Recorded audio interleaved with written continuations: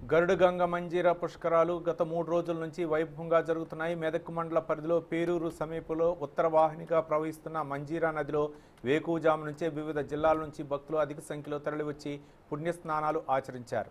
సరస్వతీమాత ఆలయ వ్యవస్థాపకుడు బ్రహ్మశ్రీ దోర్బల రాజమౌళి శర్మ ఆధ్వర్యంలో సరస్వతీమాతను ప్రత్యేక అలంకరణ చేసి పూజలు నిర్వహించారు.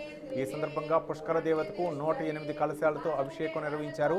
కైలాస పర్వతంపై 20 అడుగుల ఎత్తులో ఏర్పాటు చేసిన మంజునాథుడి విగ్రహం విశేషంగా ఆకట్టుకుంటోంది. భక్తులు మంజీరా నదిలో పుణ్యస్నానాలు చేసి నాగుల విభూతిని ధరించి సరస్వతీమాత నాగదేవతను దర్శించుకుంటున్నారు. ఈ సందర్భంగా ఆలయ వ్యవస్థాపకుడు బ్రహ్మశ్రీ దోర్బల రాజమౌళి శర్మ మాట్లాడుతూ పుష్కరాల్లో స్నానం ఆచరిస్తే సర్వపాపాలు హరించుకుపోవడమే కాకుండా పితృదేవతలకు శాంతి చేకూరుతుందన్నారు. ప్రతి ఒక్కరూ పుష్కర స్నానంతో పునీతులు కావాలని ఆయన కోరారు. గరుడగంగ పుష్కరాలు వచ్చే నెల 3వ తేదీ వరకు కొనసాగుతాయి.